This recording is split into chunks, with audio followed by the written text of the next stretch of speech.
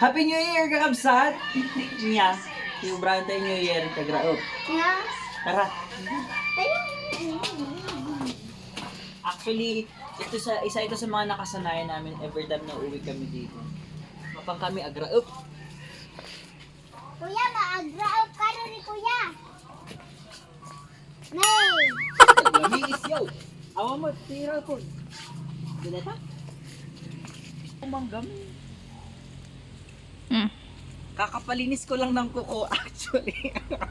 Magpalinis na lang ako pagbalik ko. Ayan. Bunubon. Bunubon. Ating bunubon.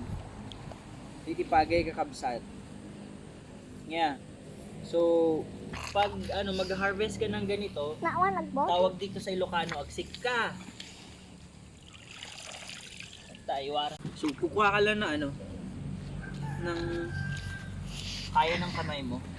So, preferably, yung spacing ng pagtatanim nyo, kailangan may sadangan. Sadangan. Tamno dumakto, dahan, dagdag. Parang, mga nasa 6. Siyempre, ngayon lang, tatanak lang ulit agrab kakabsat. Medyo Si napayat Kamo. type.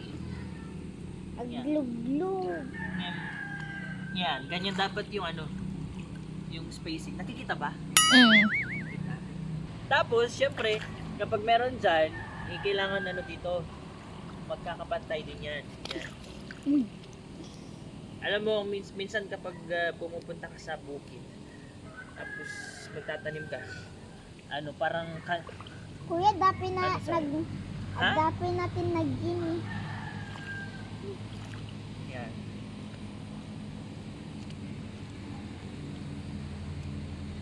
Yan. Yun nga lang, hindi pwede mag-stay lang. Kailangan maglagay ka doon. Ado. Mag-distribute muna tayo.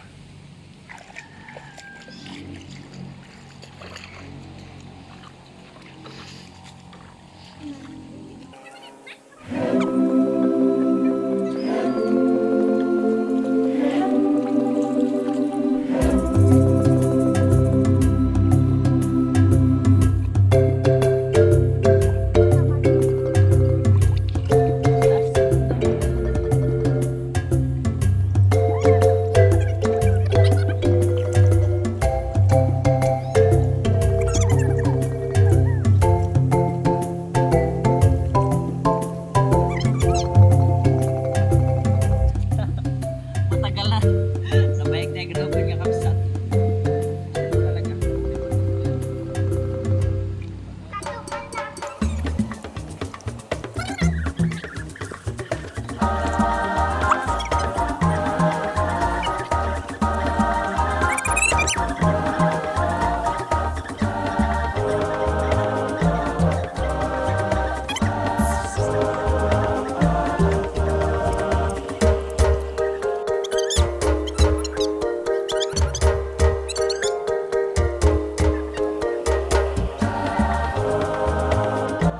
Alright! Finally, natapos na tayo. Yan. Tarasay nga lang kasi kulang yung bunbun. Ayan. So, actually, it's our yearly tradition to kasi panagraraob na kasi nga panahon ng kabsat. Ang bukid na to kay Lolo at tinutulungan namin siya dito sa bukid pag nandito kami. So, yeah, we spend our time wisely. Ayan, so this is how we spend our New Year. At yeah, tayo man nagpalinis siguro ko na mapanda dito gaya karaway. Like, kasalibiyag nako, ganus ka. And Happy New Year. So I hope you guys have had a wonderful year. This one